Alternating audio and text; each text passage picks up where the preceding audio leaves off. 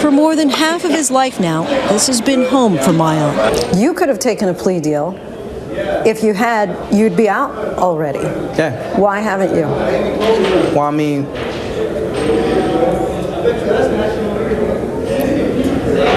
so it hurts to know that you.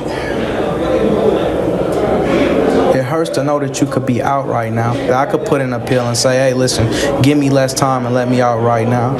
But then I would be taking responsibility for a crime that I didn't commit. And I could never do that. In 2005, 2 years after he was found guilty, the Minnesota Supreme Court overturned Maayan's conviction. That was a Miranda rights violations. When Maayan was being interrogated, he was asking for his mother, and he asked to talk to his mother, asked if he could see his mother 13 times, and that was denied again and again. After the third time of asking, he was read his Miranda. He was only 16 at the time, but was charged as an adult. The court ruled the denial of his mother, along with about a half dozen other errors during trial, warranted the overturn. But the head prosecutor at that time, Hennepin County Attorney Amy Klobuchar, immediately vowed to retry Maayan, and in 2006 offered this justification for why Maayan wasn't allowed to see his mother. The police didn't want him to be able to compare notes, to be able to fabricate an alibi. Burrell was tried again and found guilty by a judge in 2008, a conviction that has been upheld on appeal. By the time of his trial, Klobuchar had left the prosecutor's office for the U.S. Senate. Amy Klobuchar, the same district attorney, charged me not only once, but even after my conviction was overturned, she recharged me. She recharged me with first-degree murder. Never looked into the facts of the case. Never even addressed the misconduct that had taken place, and still put the same detective, these same police on my case to go and get more bogus evidence. So do you hold Amy Klobuchar responsible? Yes. Personally, I feel like she is the source of everything that happened.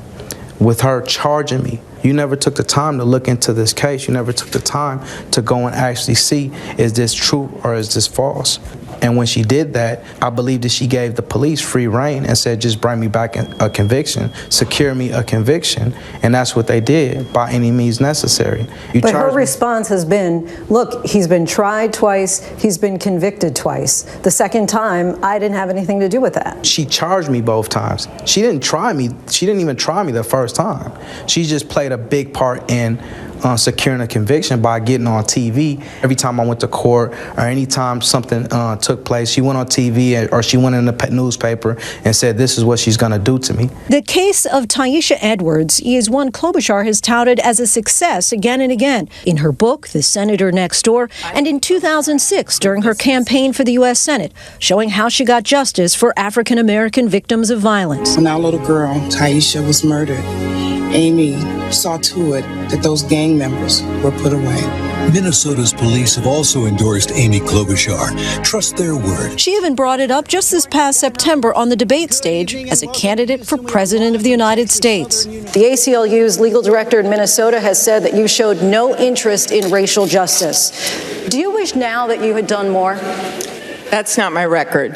The cases that came to us, the African-American community that came to us, they said there was no justice for their little kids. There was a kid named Byron Phillips that was shot on his front porch. No one had bothered to figure out who did it. When I came into that office, we worked with the community groups, we put up billboards, we found the shooter, and we put him in jail. We did the same for the killer of a little girl named Taisha Edwards, who was doing her homework at her kitchen table and was shot through the window. I think that's the main point about Maayan in particular, right? Like, if you are going to hold this up as an example and something to be proud of, then this is a really bad example. And this is a nightmare of an example. Of all the cases I've looked at and have been interested, Maayan is the one that, to me, is the most clear-cut.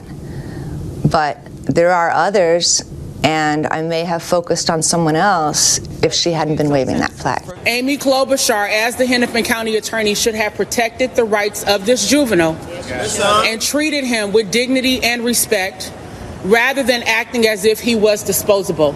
As a result of the AP investigation, just last month, a group of civil rights advocates, including members of Black Lives Matter Twin Cities, called for the senator to suspend her campaign for president.